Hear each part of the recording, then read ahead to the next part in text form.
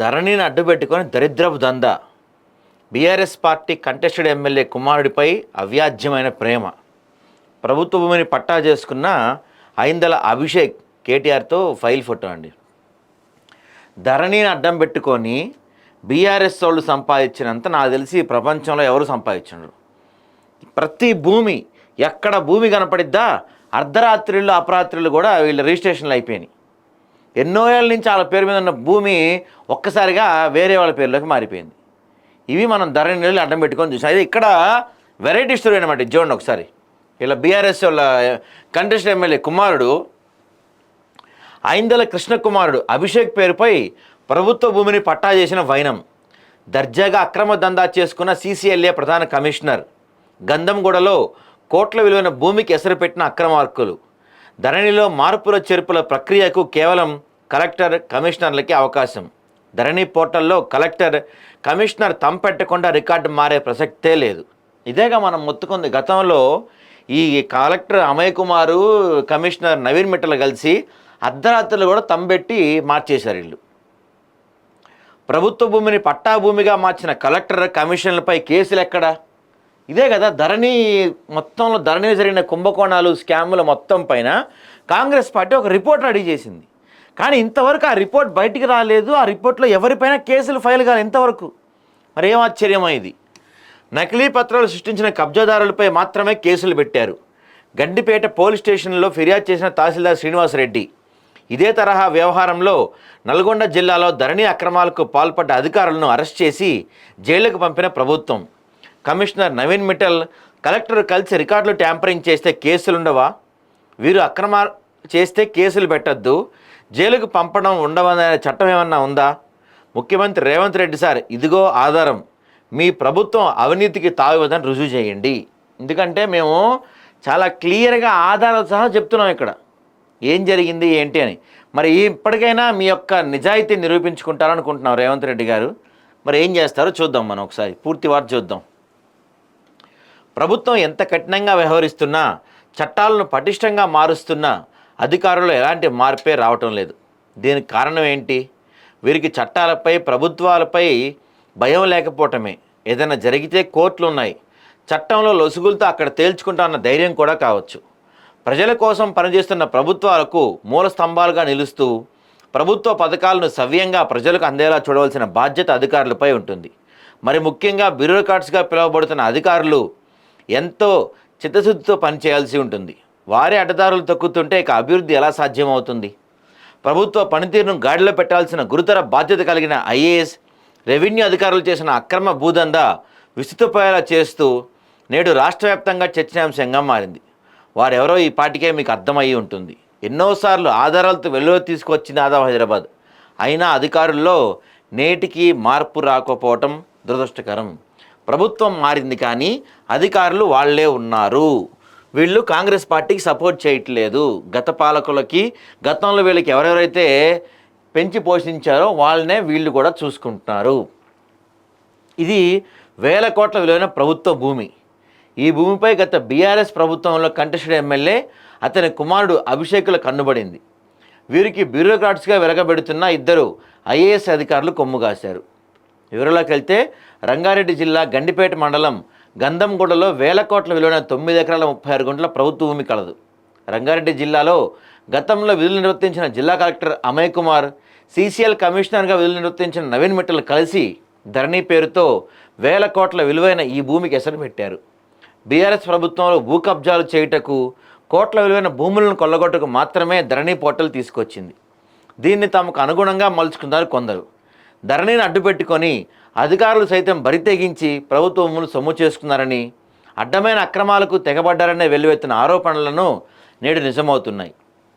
ఇటీవల నల్గొండ జిల్లా కరీంనగర్లో ధరణి చేసిన స్కాములపై అధికారులు అందరినీ అరెస్ట్ చేసి రిమాండ్ తరలించారు. ఇది చాలు ధరణి ఎంత దరిద్రంగా మారదనడానికి.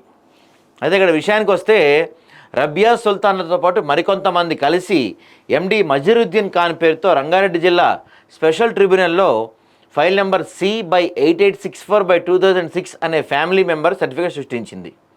9 ఎకరాల 36 గుంటల ప్రభుత్వ భూమి కబ్జా చేయడానికి పథకం రచించారు. ఇక బీఆర్ఎస్ కంటెస్టెడ్ ఎమ్మెల్యే కుమారుడు ఐందల అభిషేక్ అనే వ్యక్తికి జీపీఏ ఇచ్చినట్టుగా బోగస్ పత్రాలు సృష్టించి కబ్జాకు తెరలేపారు. రెవెన్యూ రికార్డుల్లో రిజిస్ట్రేషన్ శాఖలోని 22A నిషేధ జాబితాలో సైతం సర్వే నెంబర్ 51లోని 9 ఎకరాల 36 గుంటల భూమి ప్రభుత్వ భూమి అని రికార్డులు చెప్తున్నాయి. ఇక ట్విస్ట్ ఏంటంటే ప్రభుత్వ భూముల నిషేధ జాబితాలో పెట్టాలని ఈ యొక్క సర్వే నెంబర్ 51 ప్రభుత్వ భూమి అని 9 ఎకరాల 36 గుంటల విస్తీర్ణాన్ని భూ బదలాయింపు చేయడానికి వీల్లేని భూమి అని నిషేధ జాబితాలు పెట్టకు పూర్తి ఆదేశాలు కూడా ఉన్నాయి. అయినా సరే అప్పటి కలెక్టర్ మనోడు అమయ్ కుమార్, CCLA కమిషనర్ నవీన్ మిట్టల్ ధరణి రికార్డులో డేటా కరెక్షన్లో 2200628775 అనే ట్రాన్సాక్షన్ నెంబర్ ద్వారా 9 ఎకరాల 36 గుంటల ప్రభుత్వ భూమి దీన్ని ఆ భూమి స్వభావాన్నే పట్టా భూమిగా మార్చేశారు. ధరణిలో ట్రాన్సాక్షన్ నెంబర్ 2300032101 ద్వారా ప్రభుత్వ భూమిని అమ్మినట్లుగా గత BRS పార్టీ కంటెస్టెడ్ ఎమ్మెల్యే కుమారుడు ఐందెల అభిషేక్ పేరుపై పట్టాగా డేటా కరెక్షన్లో మార్చేశారు. ఇతని యొక్క పట్టా బుక్ పాస్బుక్ నెంబర్ 0507016001 ఖాతా నెంబర్ 60170గా చేసుకొని ప్రభుత్వ భూమి నొక్కేయడానికి బోగస్ పత్రాలు సృష్టించుకున్నారు. అయితే తెలంగాణ రాష్ట్రంలో సామాన్యుడు ధరణిలో దరఖాస్తులు చేసుకొని అన్ని ఆధారాలున్నా మార్పులు చేసుకోవాలంటే నెలలు గడుస్తున్నా దరఖాస్తులు పెండింగ్లోనే పెట్టడంతో నేటికి భూభారత్ చట్టం వచ్చినా ఇప్పటికీ ఎందరో ముప్పు తిప్పలు పడుతూనే ఉన్నారు. మామూలుగా మనలాంటి వాళ్ళు ఎవరన్నా, మీలాంటి వాళ్ళు, మాలాంటి వాళ్ళు ఎవరన్నా ధరణిలో నేమ్ కరెక్షన్ చేసుకోవాలన్నా లేకపోతే భూమి స్వభావాన్ని మార్చాలన్నా మనం తంటాలు పడాలి, గంటలు గంటలు వెయిట్ చేయాలి, వాటికి ఫీజులు ఎంతో కట్టుకోవాలి. ఇప్పటికీ భూభారత్ వచ్చినా ఎటువంటి సొల్యూషన్ లేదు మనలాంటి వాళ్ళకి. కానీ వీళ్ళకి మాత్రం వెంటనే మారిపోద్ది. ఇదిగో 1000 కోట్ల విలువైన ఈ భూమి ధరణి రికార్డులో ప్రభుత్వ భూమిగా ఉంది. ఈ భూమి కబ్జా చేయటకు ఏ దరఖాస్తు చేసుకున్నా జిల్లా కలెక్టర్, CCLA కమిషనర్ లాగిన్లో ఏ భూమి నుంచి ఏ భూమికి మార్చాలని చాలా స్పష్టంగా కనపడుతుంది. నాటి జిల్లా కలెక్టర్ అమయ్ కుమార్, CCLA కమిషనర్గా విధులు వెలగబెడుతున్న నవీన్ మిట్టల్ లాగిన్లో వీరిద్దరూ తంపెట్టి అప్రూవల్ కొడితే కానీ ప్రభుత్వ భూమి పట్టా భూమిగా మారదు. ఇది ధరణి చట్టంలో రూపొందించిన విధానం. ఇంత క్లియర్గా చట్టంలో ఉండేది. అయితే దారుణం ఏంటంటే ఒకరు కలెక్టర్, మరొక CCL కమిషనర్ హోదాలో ఉండి ఇంతటి అవినీతి అక్రమాలకు పాల్పడి ఇలా ప్రభుత్వ భూములను పట్టా భూములుగా మార్చి తెలంగాణ రాష్ట్రంలో ఉన్న ప్రభుత్వ ఆస్తులను కొల్లగొట్టారని వస్తున్న ఆరోపణలకు వీరు చేస్తున్న ఈ అక్రమాలే బలం చేకూరుస్తున్నాయి. ఎందుకంటే రేవంత్ రెడ్డి సార్ చాలాసార్లు చెప్పారు ధరణిలో కొన్ని లక్షల కోట్ల కుంభకోణం జరిగిందని. ఎక్కడా దేశంలో జరిగినంత కుంభకోణం ఈ ధరణిలో జరిగిందని చెప్పారు. దానికి ఇట్లాంటివన్నీ మనకు క్లియర్ అవుతున్నాయి, స్పష్టంగా కనపడుతున్నాయి. 1000 కోట్ల విలువైన ప్రభుత్వ భూమిని ప్రైవేట్ భూమిగా మార్చిన కలెక్టర్ అమయ్ కుమార్, కమిషనర్ నవీన్ మిట్టల్తో పాటు అప్పటి సమయంలో సెక్షన్ సూపరింటెండెంట్గా విధులు నిర్వర్తించిన అధికారిపై, కబ్జా చేయుటకు నకిలీ పత్రాలు సృష్టించిన వ్యక్తులపై పోలీస్ స్టేషన్లో ఫిర్యాదు చేయాలి. అయితే ఈ కబ్జా వ్యవహారం బట్టబయలు కావడంతో ప్రస్తుతం ప్రభుత్వంలో జిల్లా కలెక్టర్ ఆదేశాల మేరకు విచారణ జరిపిన గండిపేట తహసీల్దార్ శ్రీనివాసరెడ్డి ప్రభుత్వ భూమిగా జిల్లా కలెక్టర్కు నివేదిక సమర్పించారనే విషయం తెలిసింది. ప్రభుత్వ భూమిని కబ్జా చేయుటకు ఫోర్జరీ డాక్యుమెంట్ సృష్టించి అధికారులను తప్పుదోవ పట్టించారని ప్రస్తుత తహసీల్దార్ శ్రీనివాసరెడ్డి పోలీస్ స్టేషన్లో ఫిర్యాదు చేయడం ఇప్పుడు చర్చనీయాంశంగా మారింది. ఈ యొక్క వ్యవహారంలో నకిలీ పత్రాలు సృష్టించిన కేవలం 15 మంది వ్యక్తులపై గండిపేట పోలీస్ స్టేషన్లో ఫిర్యాదు చేసి చేతులు దులుపుకున్నారు తహసీల్దార్ శ్రీనివాసరెడ్డి. ప్రభుత్వ భూమి పట్టా భూమిగా మార్చాలంటే సామాన్యుడికి ధరణిలో ఎలాంటి అధికారం లేదు. ఈ అధికారం ఉంది కేవలం జిల్లా కలెక్టర్, CCLA కమిషనర్లు మాత్రమే. వీరు లాగిన్ అయి తంబెడితే మాత్రమే అది దాని నేచర్ ఆఫ్ ల్యాండ్ మారిద్ది. అంటే ప్రభుత్వ భూమి పట్టా భూమిగా మారాలంటే వీళ్ళిద్దరికే ఛాన్స్ ఉంది, కలెక్టర్కి ఒకరికి, CCLA కమిషనర్కి. దీన్ని బట్టి అర్థమవుతుంది ఏంటంటే ఇతగాడు సైతం ఈ యొక్క వ్యవహారంలో ముడుపులు తీసుకొని పోలీస్ స్టేషన్లో ఫిర్యాదు చేసిన ఆరోపణలు వెలువెత్తున్నాయి. నల్గొండ జిల్లాలో ఇటీవల ఇదే తరహాలో ప్రభుత్వ భూములను పట్టా చేస్తే కేసు నమోదు చేసి అరెస్ట్ చేసి జైలుకు తోలిన అధికారులకు ఒక చట్టం, రంగారెడ్డి జిల్లా గంధంగూడలో ఉన్న 1000 కోట్ల విలువైన ప్రభుత్వ భూమిని ప్రైవేటు వ్యక్తులకు పట్టా చేసిన కలెక్టర్ అమయ్ కుమార్, నవీన్ మిట్టల్కు మరో చట్టమా అనే విమర్శలు వెల్లువెత్తున్నాయి. కాబట్టి తక్షణమే ప్రస్తుత రంగారెడ్డి జిల్లా కలెక్టర్ స్పందించి గండిపేట తహసీల్దార్ శ్రీనివాసరెడ్డిని విధుల నుండి తొలగించి విచారణ చేపట్టి అసలు దోషులను బట్టబయలు చేయాలని పలువురు సామాజికవేత్తలు డిమాండ్ చేస్తున్నారు. అంతేకాకుండా collector Amay Kumar, CCLA commissioner Naveen మిట్టల్పై కేసులు నమోదు చేసి ఈడీ విజిలెన్స్ విచారణ చేపట్టాలని డిమాండ్స్ అయితే వినిపిస్తున్నాయి. గత ప్రభుత్వంలో ధరణిని అడ్డుపెట్టి గంధంగూడలో జరిగిన ఈ కబ్జా వ్యవహారం, కలెక్టర్, కమిషనర్ నవీన్ మిట్టల్ చేసిన ఈ స్కామ్పై తెలంగాణ రాష్ట్ర ముఖ్యమంత్రి రేవంత్ రెడ్డి చొరవ చూపి ధరణిలో జరిగిన అక్రమాలపై తక్షణం చర్యలు చేపట్టాలని స్థానికులు డిమాండ్ చేస్తున్నారు. హైదరాబాద్ సెంట్రల్ యూనివర్సిటీ పరిధిలో ఉన్న ప్రభుత్వ భూమిని అమ్మితే నానా రాద్ధాంతం చేసి ప్రభుత్వంకు చెడ్డపేరు తెచ్చే విధంగా గత ప్రభుత్వ నాయకులు, మేధావులు, రాష్ట్ర ప్రజానికం గగ్గోలు పెట్టారు. కానీ ఇలా కలెక్టర్ అమయ్ కుమార్, నవీన్ మిట్టల్ లాంటి ఉన్నతాధికారులు బీఆర్ఎస్ ప్రభుత్వంలో బీఆర్ఎస్ నాయకులకు ప్రభుత్వ భూములను ప్రైవేట్ భూములుగా మార్చి కట్టబెట్టిన వాటిని తక్షణమే రద్దు చేసి ఆ భూములను స్వాధీనపరుచుకొని బహిరంగ మార్కెట్లో అమ్మితే హెచ్సియు భూములను అమ్ముకోవాల్సిన అగత్యం ఉండదని వాదనలు వినిపిస్తున్నాయి.